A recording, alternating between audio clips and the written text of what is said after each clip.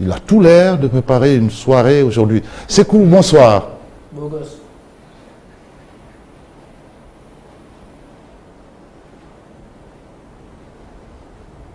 Bonsoir Abdoulaye Dabo, bonsoir à tous les consultants du TV qui sont sur le plateau. Alors, Sékou, bon, journée de travail, hein, bon, au bout duquel peut-être quelques infos, vous en avez plein apparemment. C'est à vous la parole.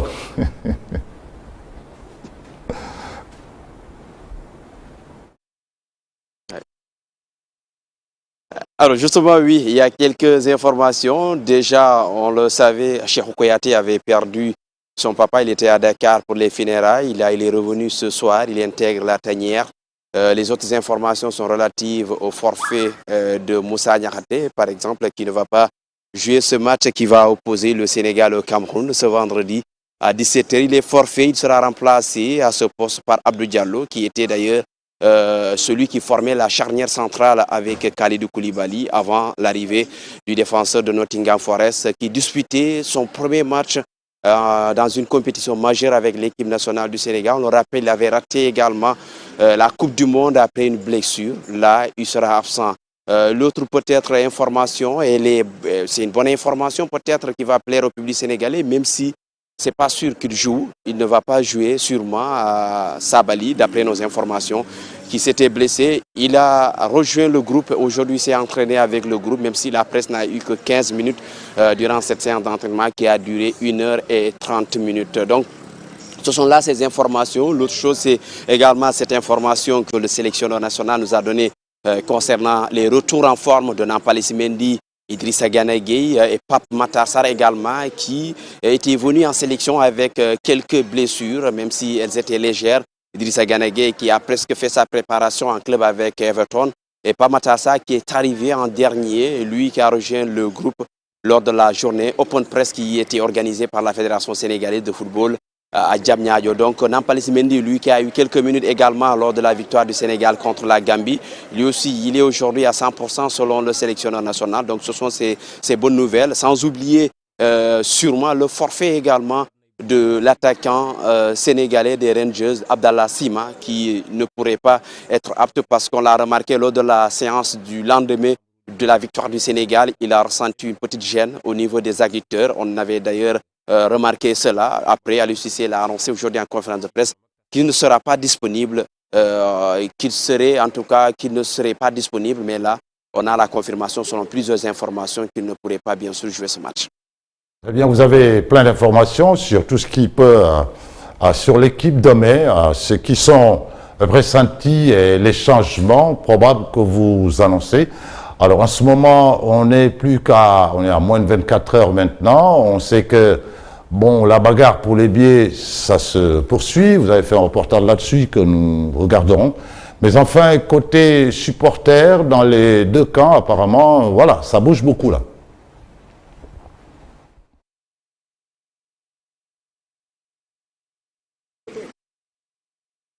Oui, ça bouge. C'est un duel de Lions.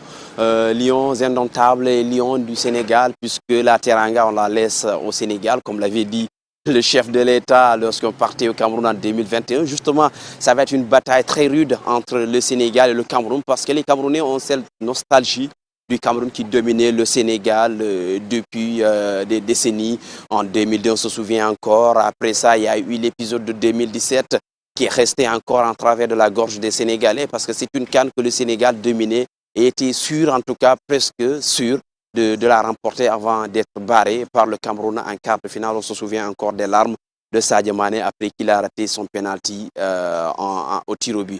Donc le Cameroun est confiant parce qu'on a vu en conférence de presse le discours de Rigobert Song. Il a annoncé un new look du Cameroun qu'on a vu comparé à celui qu'on a vu contre la Guinée, qui était un peu fébrile, qui n'a pas profité justement de l'infériorité numérique de la Guinée pour gagner ce match-là. Au contraire, ils ont été dominés. Du côté des supporters, c'est vrai qu'ils ont quand même toujours cette nostalgie. Ils pensent toujours qu'ils peuvent venir et battre le Sénégal comme ils l'ont toujours fait dans le passé.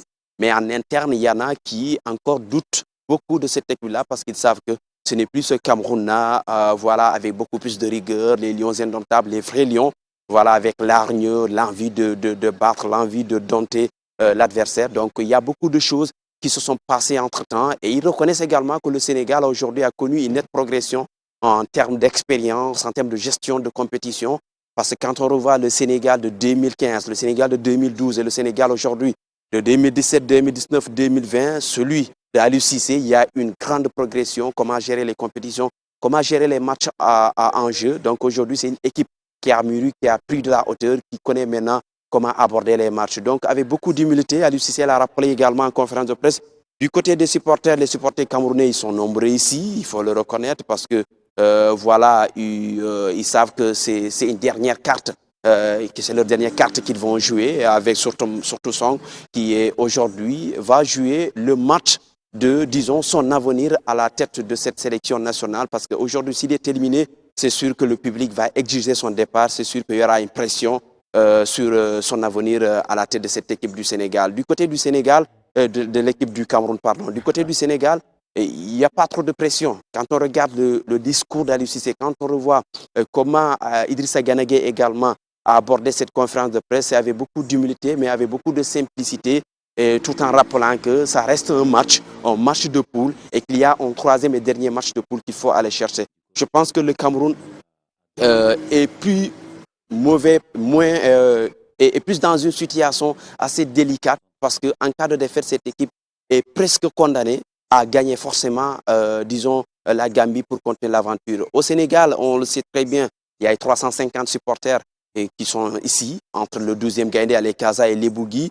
Il y a également 700 supporters du comité de supporters ici local des Sénégalais que nous avons rencontrés. D'ailleurs, vous avez suivi les images lors des précédentes éditions des émissions de Aquaba. Demain également, nous allons les rencontrer parce qu'ils ont prévu un déjeuner et puis un rassemblement pour aller soutenir les Lions du Sénégal. L'autre problème, justement, vous l'avez évoqué, c'est le problème des billets.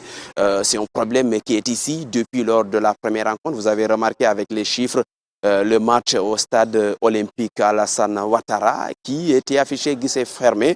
Mais en termes de présence physique sur les gradins, on a noté quand même un grand vide, l'écart entre le nombre de billets vendus et la présence de supporters dans les tribunes. Lors du match Sénégal également, Gambie, il y a eu ce problème. Beaucoup de supporters ont eu du mal à avoir un ticket pour accéder au stade. Certains tickets qui coûtaient à 2000 francs. Aujourd'hui, nous avons rencontré un Sénégalais, Diop, qui a acheté un ticket qui coûtait 5000 francs à 30 000 francs.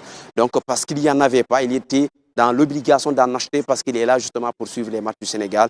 Le COCAN est interpellé par les supporters. Le COCAN est interpellé par le président de l'Association nationale de la presse sportive sénégalaise, Abdoulaye Thiam, par ailleurs président de l'AIPS, Association internationale de la presse sportive, section Afrique, pour que le COCAN revoie cette situation et surtout la vente de tickets.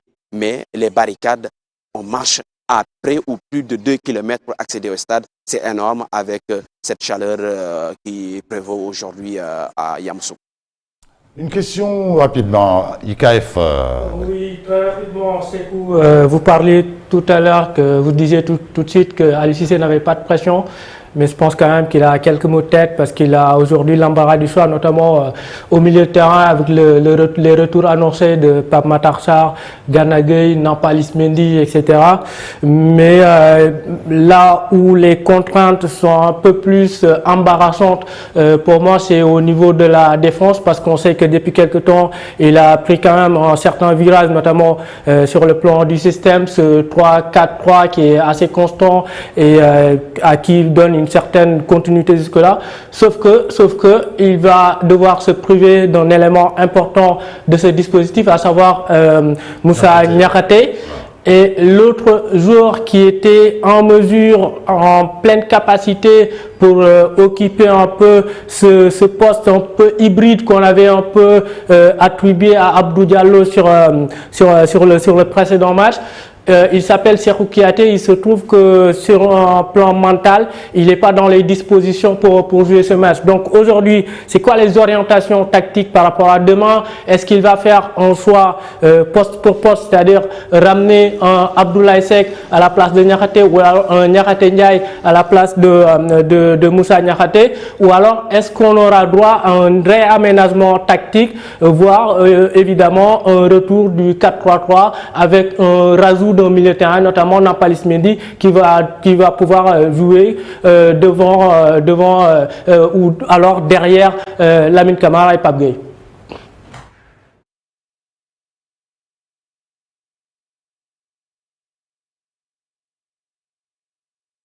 Oui, par rapport au changement, il faut noter déjà que Abdou Diallo est pressenti pour former la charnière centrale avec Kalidou Koulibaly. Ce n'est pas nouveau, ils l'ont joué avant l'arrivée de Moussa Niakhaté. C'était la charnière centrale lors de la CAN, la meilleure. On n'a encaissé que 2 buts, même si entre-temps, notamment la forme de Abdou Diallo est discutable. Il a connu quelques, disons, moments de turbulence avec son départ du Paris Saint-Germain vers le Qatar. Mais aujourd'hui, Abdou Diallo est pressenti pour démarrer aux côtés de Kalidou Koulibaly. Maintenant, au milieu de terrain, c'est là où la grosse équation est en train qui se pose avec notamment Pape Gueye qui a fait un bon match avec Lamine Camara, 2 buteurs d'ailleurs. L'un a inscrit un doublé, Lamine Camara, et Pape Gueye qui a marqué son premier but sous les couleurs de l'équipe nationale du Sénégal. Il est pressenti également que ces deux-là démarrent. Maintenant, avec le retour de Nampalys Mendy, selon en tout cas plusieurs sources, en tout cas proches, disons de la tanière, même si c'est très difficile avec Aliou Cissé actuellement d'avoir une petite image de ce qu'il compte faire, parce que la séance d'aujourd'hui, la presse n'a eu que 15 minutes. Et durant ces 15 minutes, il n'y a que l'échauffement, quelques touches de ballon avant même qu'il ne divise le groupe en deux pour pouvoir un peu avoir un aperçu de ce qu'on peut avoir comme 11 probable. Mais il est attendu en 4-3-3 pour jouer ce match contre justement le Cameroun. L'autre chose, c'est par rapport au retour de Nampalys Mendy et Idrissa Gana Gueye. Il a annoncé, ils sont à 100%. Nampalys Mendy, il est pressenti pour démarrer ce match. Après Idrissa Gana Gueye, c'est vrai qu'après il peut venir au cours de la rencontre, parce qu'on a un jeune comme Lamine Camara qui a fait un bon match. Je ne crois pas qu'il a intérêt à le faire sortir pour mettre qui, même si pas Makhtar Sarr également, il a annoncé qu'il est aujourd'hui à 100%. Mais en défense, il faut s'attendre à ce classique avec Abdou Diallo, Kalidou Koulibaly, Krépin Diatta qui a fait un gros match contre la Gambie. À gauche, il y aura également Ismaël Yakos. Et au milieu de terrain, au milieu 3 est pressenti entre Nampalys Mendy qui va donc former, disons, la sentinelle. Et puis devant, il y aura Pape Gueye qui va occuper, disons, à gauche, et puis Lamine Camara à droite, comme ils l'ont fait lors de ce match précédent. En attaque, il y aura également ce classique, disons, Ismaïla Sarr et notamment Sadio Mané. Maintenant, c'est par rapport à la pointe qu'il va revoir. Est-ce qu'il va choisir un attaquant de fixation comme Abdou Diallo? Est-ce qu'il aura besoin de quelqu'un qui va un peu fatiguer la défense, qui décroche beaucoup, Nicolas Jackson, qui fait beaucoup de mouvements, qui peut venir décrocher, laisser le boulevard à Sadio Mané? Il a quand même cette aisance-là à fatiguer la défense avec ses courses et tout. Donc ça, c'est difficile aujourd'hui de le dire, parce qu'il n'y a rien qui fouine de ces, disons, huis clos et les huis clos partiels. Merci Sékou Seydi kon nag ñu ngi lay sant di la gërëm di la bàyyi nga dem noppaleku tuuti bu fekkee ne reeragoo nga reer voilà dul ma gaa yëpp c'est pas la peine ngeen wax ñu menu bi tey on connaît. Non, aujourd'hui il n'y aura pas de Yévi parce que la Côte d'Or a été bâtie. Ah, donc ouais. Aujourd'hui là c'est voilà, c'est un couvre-feu là-bas. Ah. C'est un peu, oui, c'est vrai que c'est un peu calme là-bas aujourd'hui, justement. Puisque vous en parlez, justement, voilà, on va